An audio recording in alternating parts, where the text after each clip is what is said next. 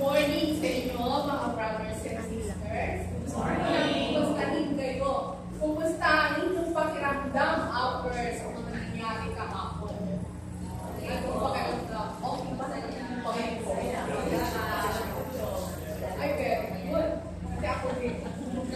Sobrang aga at sobrang himawin. Okay, ang ating gagawin ngayon ay sa activity.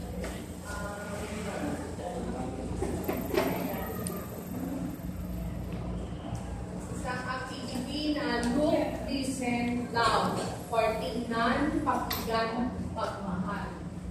Ito ay, kung ikukumpara, ito ay naiiba sa mga sharing na inyo nang sa sharing 1 and sharing 2 sa BPS 1 at kung sa sharing na diniliver kahapon ni Sister Nifa, ito ay naiiba, may naiibang pamamaraan. Kung dun sa mga previous sharing na bahagi na sa inyo, doon ay tayo nagsisimula sa pamamagitan ng pagbabasa ng salita ng Diyos. Dito, tayo ay magsisimula sa pagtingin sa ating buhay. Tingnan natin kung ano yung ating buhay sa kasalukuyan.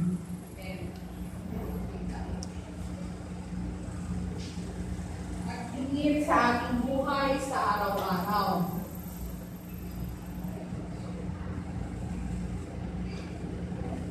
Ang mga kailangan natin sa bawat grupo, mag-a-assign tayo ng facilitator.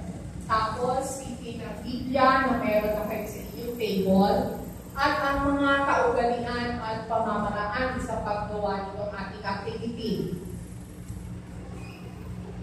Sa mga kaugalian, meron tayong acronym na dapat tandaan para hindi tayo masigaw. Ito ay ang process. Time for Valentine's Day.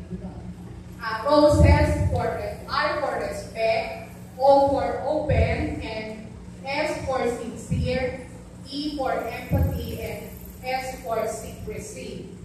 Yun yung ating kaugalian sa ating gagawin activity. Sa look, listen, love, look, tumingin tayo sa buhay, sa ating buhay. Ito yung una ng ating tatalakayin.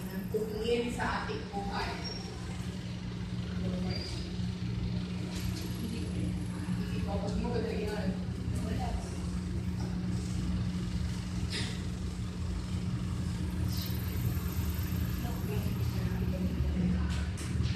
Ang pagtingin sa ating buhay.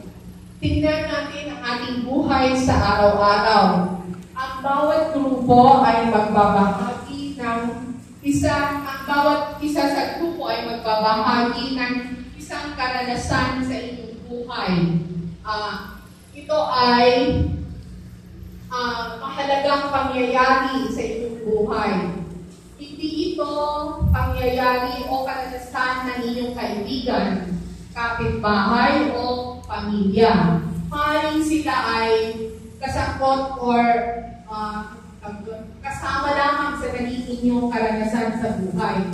So, kasama sila as main cast o sa inyong karanasan o sa inyong movie ng inyong buhay. Pero hindi sila yung lead role or nagaganap, kundi kayo. Kayo yun, karanasan nyo yun. Tapos, ang kailangan sabihin natin ay, sasabihin lamang natin ito sa isang salita, maiklilang sa maikling salita lamang. Halimbawa yung sa akin, ang karanasan pangyayari sa buhay ko na naman. Sa akin ko ay naging mahalaga kasi maikliga to pero makakano. Yung pagtulong ko sa aking kaibigan, ganun lang muna kainte. And then, maaaring ito ay pangyayari sa inyong araw-araw na buhay na naganap sa lugar ng inyong hanap buhay. Sa paaralan para sa mga guro at estudyante or sa inyong kapitbahayan sa neighborhood, pwede doon mga insidente yung nangyari.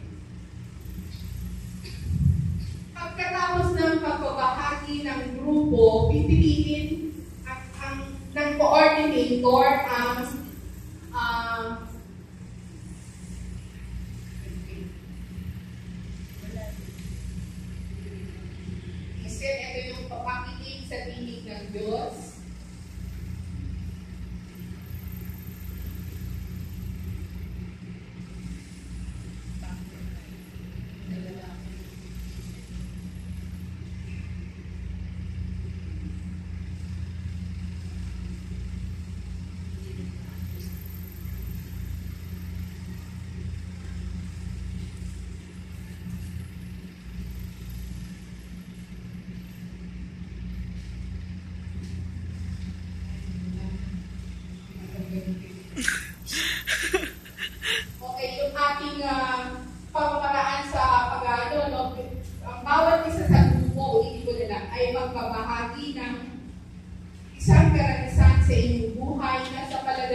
ninyo ay mahalagang karanasan o pangyayari sa buhay ninyo. Hindi ito karanasan ng Masisira ito, kaibigan mami. o ng kapitbahay ninyo o ng kapamilya ninyo. Ito ay sila ay kasampul lamang sa karanasan ninyong ito. Kailangan ito ay sabihin lamang sa maikling salita. Kagaya ng sinabi ko nga, yung pagtulong ko sa aking kaibigan. Ganun. Tapos, maaaring ito ay nangyari sa inyong lugar ng inyong hanap buhay, sa kapitbahayan, or neighborhood, or doon sa mga guro sa paaralan nangyari. Tapos, ito ay pangyayari sa inyong buhay. Ito ay pagkatapos ng pagbabahagi sa grupo, kayo ay pipili ng isa sa mga binahagi ng inyong grupo na inyong pag-uumpisahan ng inyong talakayan. Pipiliin nyo na rin yun ng inyong facilitator. Yung facilitator ninyo, yun ang mag-uumpisa ng discussion. Kung sa napili ninyo, ibinahagi ng inyong kagrupo.